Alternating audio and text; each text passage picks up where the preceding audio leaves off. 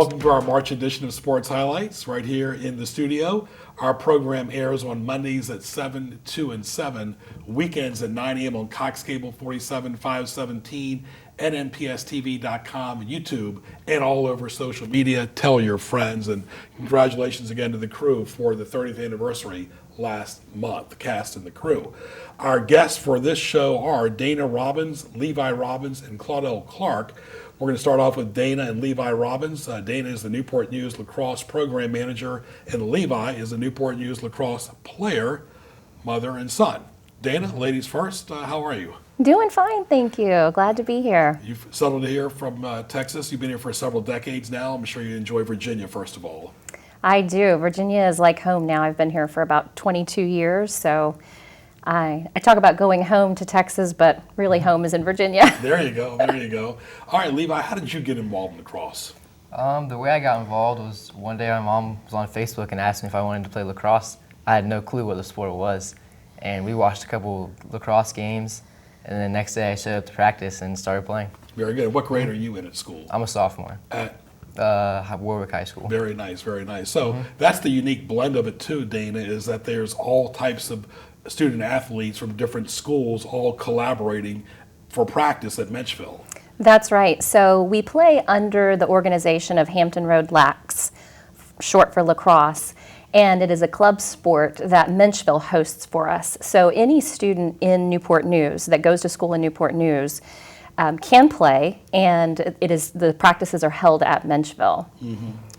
Well, let's talk about some of your teammates, because that's kind of a unique blend that you're not competing against these kids that go to different schools, but they're actually teammates. We'll talk about the various schools and some of your teammates. Most of all of our teammates are from either Menchville or Warwick so far. We'll talk about the schedule and the season coming up, because that's coming up here now, but it's not just a Newport News. That's right. So we are taking registration all the way up until our first game on March 28th. Really easy to register at hrlax.com. And we have scholarships available, so there really isn't any reason that someone should shy away from trying to participate, and we welcome anybody to come and try it out. No experience necessary at all. Very nice. Talking lacrosse right here with Dana and Levi Robbins. Levi, talk about some of the basic equipment you need to play lacrosse. And we see the helmet here and the good old lacrosse ball, but talk about what else. The basic equipment is helmet. You need elbow pads, chest pads, and then gloves too. They're like hockey gloves, so they're padded gloves. And then your stick.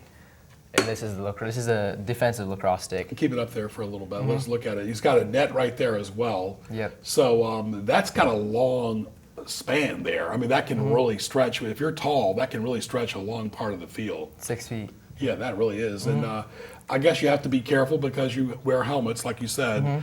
Unlike field hockey, the balls here are rubber, but they can still be sore too, right? They hurt. Yeah. What have you been inspired the most about lacrosse in general? It's great to see these kids come together, especially the fact that it's not a varsity sanctioned sport in high school, but the love of lacrosse is really growing. It is, and we only, like Levi mentioned, got involved last year. A Facebook post from someone trying to promote the sport. And so we went to practice the next day, started games about 2 weeks later. And so one of the most fascinating things is seeing kids learn the sport in just a matter of a couple of weeks and fall in love with it. It's a dynamic sport in which, to the degree that an individual player practices on their own and increases their own game, the cohesiveness of the team just comes together beautifully. Now, we know in college there's girls and boys lacrosse. What about for the Lax? Same here. We have a girls lacrosse team as well that also practices at Menchville and is under the HR Lax organization. So girls and boys are both welcome to play 9th through 12th grade. Very nice. What position do you enjoy, and what sport did you play prior to lacrosse? The position in lacrosse I play is defense, as I love that position. And the sports I played before this, I played football, and I used to play soccer, And right now I do powerlifting as well. Now you have a little brother. I'm sure he really enjoys it as well, right? Yeah, he loves it. He feeds off your energy, correct? Very good. And how does he evolving, your youngest son? Yeah, so Jackson is playing with another group called Coastal Crush that is kind of a feeder team organization for HR Lax. So they are 6th through 8th grade. So he's playing his first season with them this year and has been participating in various clinics and practices from Williamsburg to the South Side. So he's definitely following in his brother's footsteps. Very nice. What has surprised you the most about the sport? Is it the footwork or is it the passing the ball? Because y'all do a lot of passing. Sometimes in colleges you see a lot of scoring. What's the average score in your competition? Average scoring probably about 12 points a game, 12 to 15, 10, 15. Probably that's the average. And how about the periods? How does the time work for, like for football, there's 4 quarters. How about for lacrosse? For our quarters, it's 12 minutes a quarter. So you have to be in good shape to play. It is a absolutely fantastic full body workout. You've got to have the cardio, you've got to have the strength. You use your core, your arms for passing, the running. Yeah, it's a dynamic sport in terms of staying in shape. Which means they burn a lot of calories, which means they're also hungry after a game or competition. Oh my. Yeah. You're buying the whole grocery store. Very. So what advice would you give to young kids that want to play lacrosse, whether at the club or collegiate level? I would say that it doesn't matter if you have an experience or not. Just like I did, just get in the game if you really want to. Just give it your all. And one thing for new players is practicing independently by themselves. One of the things all coaches tell me is play wall ball, so that you find a wall by yourself and just pass and throw against the wall. Right, that's a great point too, because it's the before and after that counts. A lot of times, we see the kids that just show up during the day of practice when the season starts. It's better to play all year round. Absolutely. It develops the hand-eye coordination because not only are you catching and throwing the ball in the stick, but you're doing it when you're running. So the agility that you learn by, through the wall ball is really helpful. You've seen Patrick Mahomes play for the Chiefs. Do you see how he does the no-look passes? How is your peripheral vision? Because you need really good peripheral vision playing lacrosse. When I play defense, I'm always looking at the goal, the person with the ball, and then my man that I'm on, even if I'm not on the man with the ball. So if I'm looking at the ball where it's going, and my peripheral, I need to be looking at my man. So it's difficult, but you get used to it. How did y'all pick Menchville for a practice field? Now, they have a lot of open space, more than any other school around here does. Is that the reason? I think it is. Okay. But you don't necessarily play there. No, our games are all over between Williamsburg to Virginia Beach. So in Norfolk, Newport News, Williamsburg, and the teams are from all of those areas as well. We're talking to Dana Robbins and Levi Robbins. Dana is the Newport News Lacrosse Program Manager, and Levi is a player as well. And you talk about, have you seen your schedule for 2022? I haven't seen it yet.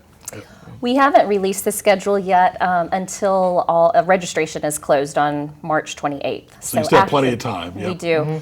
And there will be 10 games, and this is will be our spring session. Right. We also have a fall session, but it is not as because of football going on, it's not as participated in as the spring session. Well, the good thing about March now that we're in is, spring forward with the clock. It's very difficult to do anything in the fall when it's dark at 4:30 or 5 o'clock. So I think we're all looking forward to daylight longer. That does help in your sport too, correct? It does. So you mentioned the girls playing too. Talk about some of the things that you've seen with the girls that are interesting with lacrosse as far as participation, because I'm sure field hockey is very popular with the females in high school. Do you think this will evolve into a high school sport eventually? Is that the goal? That would be a dynamic goal to have. It has actually already happened in Virginia Beach. So effective this year, lacrosse comes underneath the VHSL umbrella. So they we'll still be playing them, but we would love to have that happen in Newport News as well because of the funding and the publicity that it would provide for it. So, absolutely. And you look at some of the schools too, Levi. Virginia's always had a good lacrosse team. Christopher Newport, they're out there practicing every single day. But there's a lot of colleges that play lacrosse. Hampton University's got a great lacrosse program as well. We did an interview with them when they first started. What are some of the colleges that you look up to, and what do you try to learn from watching them on TV? Yeah, watching lacrosse games is a really good way to get better too. I know UVA is a really good lacrosse team. One of my friends who just graduated last year plays at VMI for the club team there. He's doing pretty good at that. Very nice. So yeah, I guess the more you watch, the more you grow. It's like homework or anything else. The more you put yourself into it, engage, the better you're going to be. Exactly. Right. And of course you work with the parents too, so a lot of it's coordination of schedules. I'm sure that's not easy, Dana. Woo! You know, I love our parents. We all just want to see our kids, succeed and enjoy the game and the love of the sport. So my role is primarily just to coordinate the fundraising efforts, make sure everybody has their jerseys, their physicals, and that we have all the equipment we need for game day, scorekeepers, that kind of thing. And you get to wear pretty loose clothing, right, as far as attire. Now, as far as the uniforms, are they all wearing the same thing, matching shoes, socks? How important is that? Both of you. Matching shoes, not so much, but definitely the jerseys and our shorts, that's the matching parts. Yeah. Yep, the uniforms are very uniform for all of the players. All right, very good. Well, Dana and Levi, thank you for enlightening us about lacrosse, and best of luck on your time, your talent, and the treasure of playing this wonderful sport for girls and boys both. And once again, leave us the parting shot about lacrosse. It is a dynamic sport. I am so thankful we stumbled upon it. The teamwork between those players, when you see a game come together, just the strength, the athleticism, the agility that's out there, it's addictive. Very good. They were newbies too, right? Yes. Yeah, exactly. Very. All right. Well, thank you guys both, and stay tuned now for Claudell Clark. We'll be back with more sports highlights after these messages on our March edition. Stay tuned.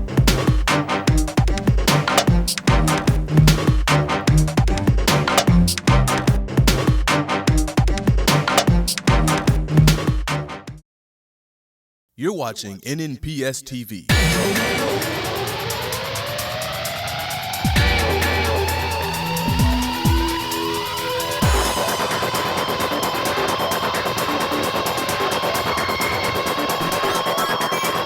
Catch sports highlights on Mondays at 7, 2, and 7, and on Saturdays and Sundays at 9 a.m. Visit us online at nnpstv.com to view all your favorite episodes. NNPS TV, watching education happen.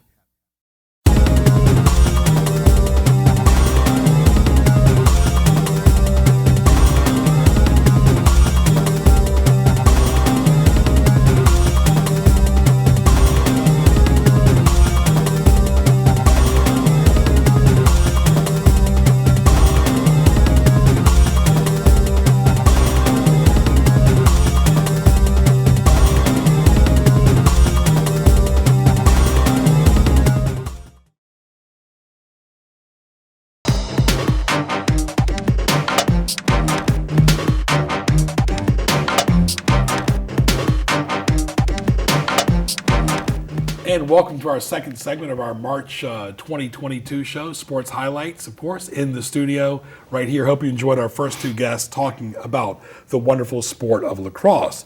We'll shift to another whole group right here. Claudell Clark, Executive Director of Hampton Roads Sports Commission. He went to and attended Norfolk State University. Good to see you. Good afternoon. And of course, you've got a lot of background having been a baseball coach as well. Talk about your sports background.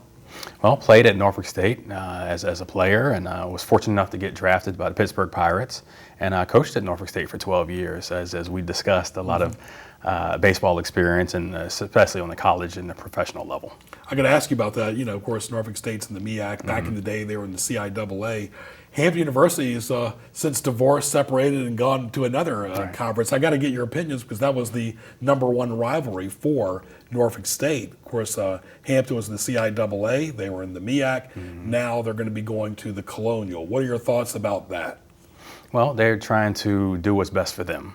and they feel like their sports profile and their campus profile has grown to rival some of these larger schools and to compete in these larger conferences. And they had to do what they feel like they need to do financially. So they have TV rights and licensing rights, and trying to get exposure that they need on the level that they want to get it. So they are trying to position themselves to reap the most benefits they can athletically. So it'd be interesting to see how this plays out with the CAA.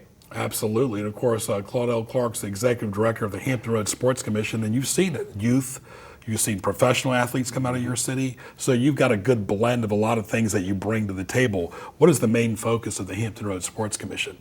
Well, it's really to expose sports in the region, provide access to sports by way of those in the region, and then also to highlight the great facilities we have here and put them to great use. We'll talk about some of the different sports that you deal with on a day-to-day basis, and you have a lot of different events. You've even done cornhole. We've televised cornhole as far as sports highlights is concerned. Talk about some of the different sports you've done. Certainly. So we kind of started off really based heavily with this Junior Olympics that comes around every 5 years. But due to COVID, we just could not have that. No, it was canceled, as were a lot of other events in the region. So we had to think about how could we strategically assemble this annual calendar of events. And cornhole was one of them. We also have a golf tournament. We have baseball plans. Recently had a basketball event that we did.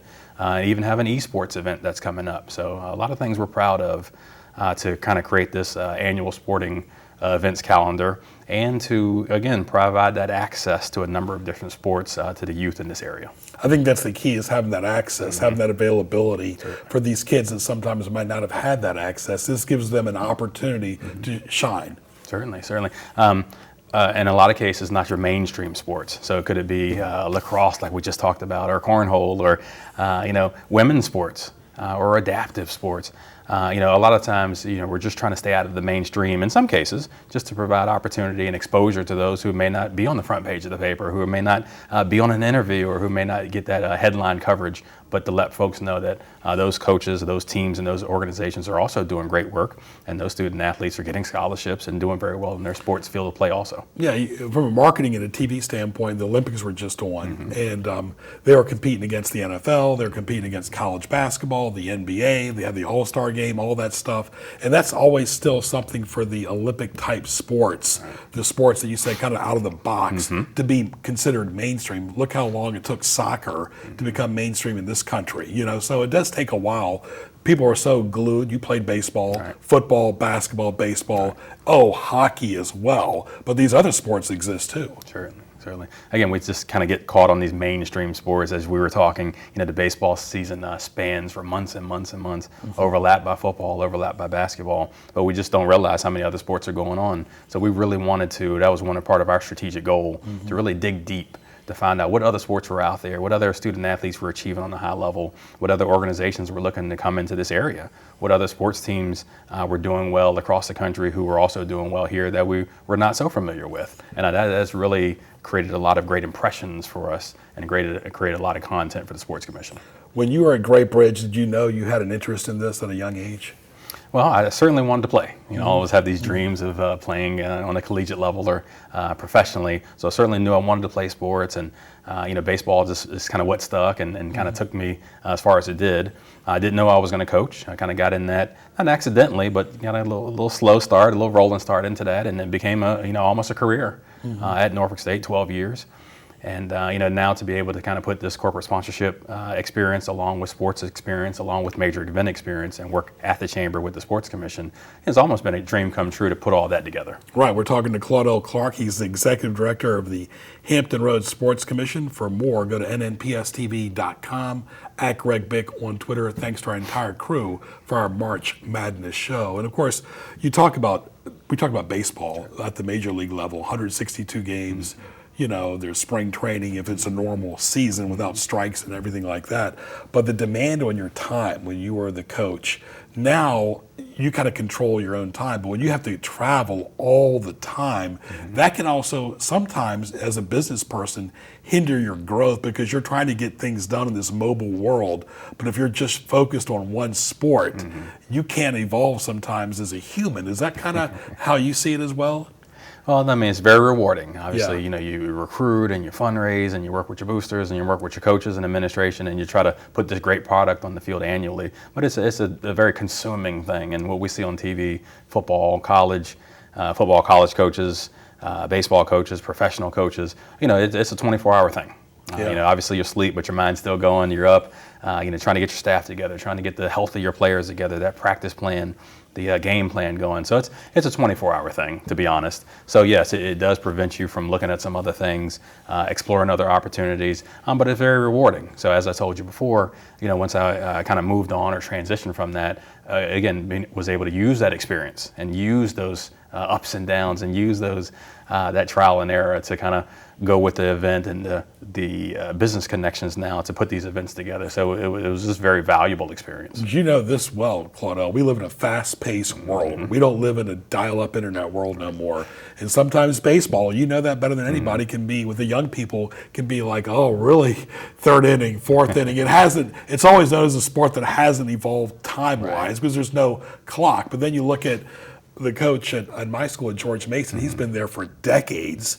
You look on the basketball Division I side, Jim Boeheim has been at Syracuse as a student, as an assistant coach, and the head coach since 1976. So the people that do love coaching, they're all in. Right. But as an entrepreneur, as a business person who wants to get involved in everything, almost like a politician almost, you got to touch a lot of different hands. Right. But I look at it as an opportunity. You know, so you're not just tied to any one sport. So as I mentioned, we did basketball and cornhole and football even, and you know, certainly looking to do some baseball things. So it's just so rewarding to be able to touch these different sports and also meet the different ones involved with those sports. You know, over the course of this journey. So you might have a baseball community or a baseball background, but having been able to meet these basketball administrators and basketball coaches at the high school, college, or even the grassroots level has been very rewarding also, just to see how all these different leagues are put together and the people who promote them, just like on the baseball side and these other sports. It's just been very rewarding to meet these persons. I think that's great because I remember when I went to Ferguson, I took PE, I played tennis, but I was exposed to the football coach, the basketball coach, the baseball coach, the track coach, and just like you, involved in baseball, but you still saw what Great Bridge did in other sports too. Then you evolved in Norfolk State, you saw coaching changes, so life was always in motion, and I think that probably helped you as a youth. Certainly, and you're talking about things in motion and things changing. You just see how competitive this is. Yeah. You know, as the information age picks up, you know, administrators and fans and organizations want to win now, and they want great content now and great results now. So coaches, you know, have been kind of pushed to the limit to get their players ready to recruit, to get facility upgrades. Administrators have had to, you know, do great things to keep these programs on the cutting edge. So fans and sponsors and community stakeholders will want to stay engaged. So it's a much faster pace at this point, and it is very alarming and interesting to see how things have grown to this point. And you're dealing with parents and youth from all over, everywhere. Talk about some of the various areas for competitions, not just Virginia. And of course, it takes their time and their talent to all come together. And just like you evolve, they evolve as well. They got to balance academics, athletics, and activities. Of course. You know, you talk about you know, spreading out from the region, so you have showcases all up and down the eastern seaboard, to where you talked about George Mason back in the day, or Norfolk State. Now, you know, these college coaches are recruiting from all over, not just in their geographic region. So the challenge for scholarship for these student athletes has increased that much more. So they have to be even greater on the athletic field. Grades have to be even higher. Obviously, the behavior is no question. They really have to kind of be perfect in all three of these areas to be involved in this ever-increasing recruiting web. Our interview is with Claudell Clark. Claudell, do you deal much with the Virginia High School League, or have you over the years?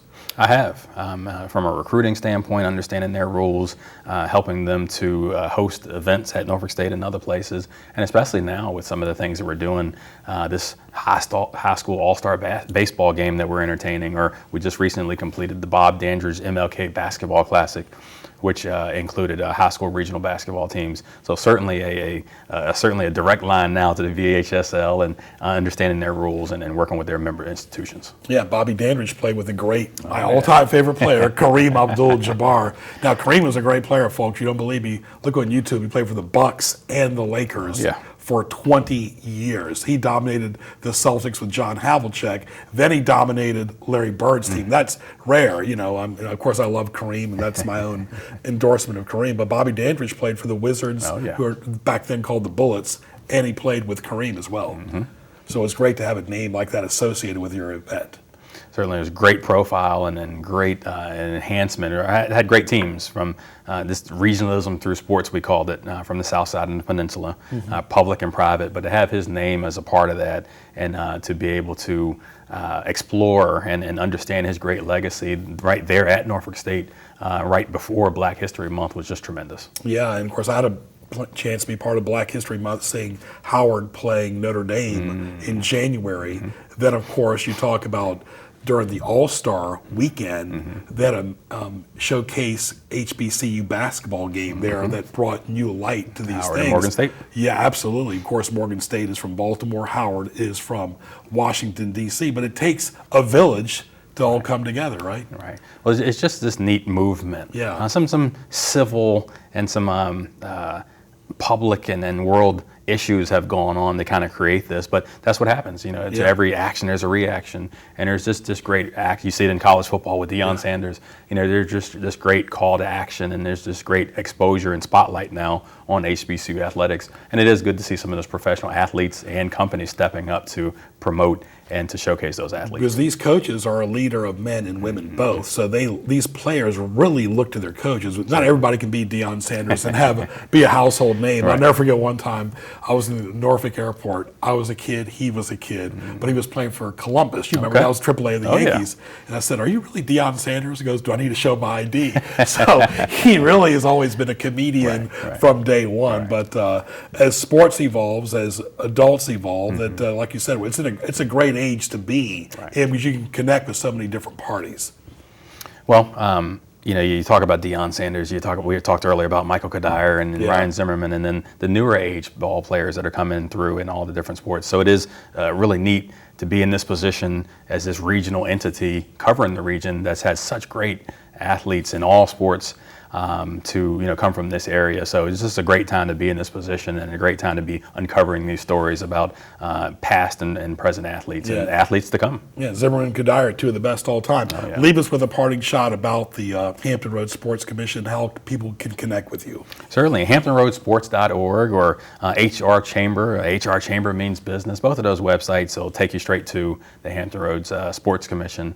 And again, we just want to continue to partner with persons such as yourself, partner with cities on both sides of the water, peninsula, south side, just to continue to uncover these stories about great sports attributes and accolades that have happened, that are currently happening, and that will happen, and just to continue to provide access for these young men and women who are trying to make their way academically and athletically. That's what we want to be known for, and that's what we'll continue to kind of trailblaze to make sure they have these opportunities. Yeah, don't let the bridge tunnel stop you folks. I mean, they're going to be building another bridge tunnel. I'm sure that's exciting too as well. Claudell, thank you for all your time and your talent and your treasure to this community. Greg, thank you for the opportunity. Very good. Claudell Clark, Executive Director of the Hampton Roads Sports Commission. Hope you enjoyed our prior two guests, Dana Robbins and Levi Robbins, talking about lacrosse. I want to thank our great crew today, led by Ray Price and Carl Daniels, for our wonderful show in the month of March. I'm Greg Barris. We'll talk to you soon.